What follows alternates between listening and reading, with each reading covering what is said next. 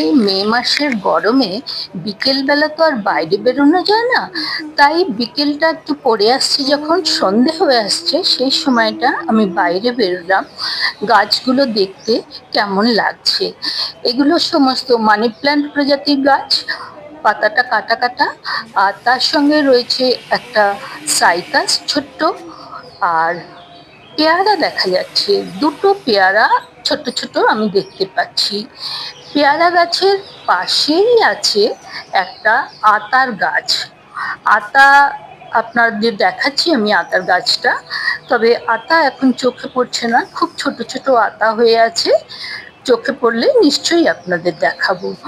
আতার গাছের পাতাগুলো দেখে নিশ্চয়ই বুঝতে পারছেন একটা বার্ড ফিডার ঝুলছে, পাখিকে রোজ এর মধ্যে খেতে দেওয়া হয়, পাখিরা প্লেটের উপরে বসে খেতে থাকে। এই যে আতার গাছটা দেখা যাচ্ছে, আপনারা পাতাগুলো নিশ্চয়ই দেখে বুঝতে পারছেন। তার সঙ্গে তুলসী গাছ, এটা কারোকে বলতে হবে না, বট গাছ, অশ্বত্থ গাছ, আর আছে কয়েকটা বিভিন্ন রঙের জবা ফুলের গাছ। তবে এই গরমে জবা ফুল ফোটাটা অনেক কম হয়ে গেছে, একটা হলুদ রঙের জবা ফুল দেখতে পেলাম আমি।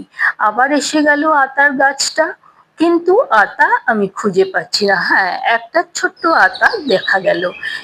এবারে হলো মধুমালতী, বা বাংলায় এটাকে মালতী লতা বলা হয়। মালতী লতার সঙ্গে আরো কিছু গাছ দেখা যাচ্ছে, এটা কারি পাতার গাছ, আর কিছু শো প্লান্ট। সবগুলো শো প্লান্টের আমি তো নাম জানি না, তবে এটা একটা ফার্ন গাছ দেখা যাচ্ছে, আর এটাকে বলে বেগুন পিটোনিয়া। হিন্দিতে এটাই বলা হয়, বাংলায় কি বলে আপনারা যদি জানেন আমাকে অবশ্যই বলবেন। এটাও এক ধরনের মানি প্ল্যান্ট। আর এইবারে এসে গেলাম আমি ঘন জঙ্গলের মধ্যে। এই জঙ্গলের সঙ্গেই রয়েছে একটা কলার গাছ, আর তার সঙ্গে দেখা যাচ্ছে বাতাবি লেবু। দুটো বাতাবি লেবু হয়ে আছে গামলা, টবের মধ্যে, তো ওই জন্য দুটোই হয়েছে। আর তার সঙ্গে অনেক পাতিলেবু হয়ে আছে, ছোট ছোট পাতিলেবু। এখন গরমে এগুলো বড় হতে একটু বেশি সময় নেবে, শীতের সময় তাড়াতাড়ি হয়ে যায়। আবার একটা কলার গাছ, কলা গাছের সঙ্গে কিছু বোগেনভেলিয়া পিঙ্ক কালারের, আর তার সঙ্গে কারি পাতা। কারি পাতা আমরা এখন সকলেই ইউজ করি, আপনারা নিশ্চয়ই বুঝতে পারছেন।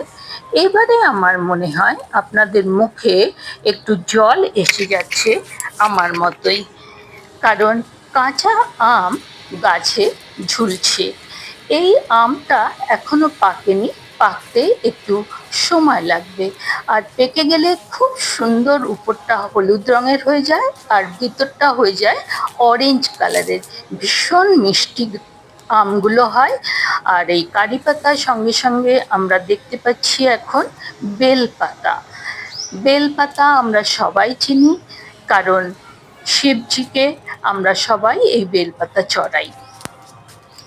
আর এই বেলপাতার সঙ্গে আবার বারবার ঘুরে ঘুরে কাঁচা আমগুলো মুখে জল আনার জন্য এসে যাচ্ছে।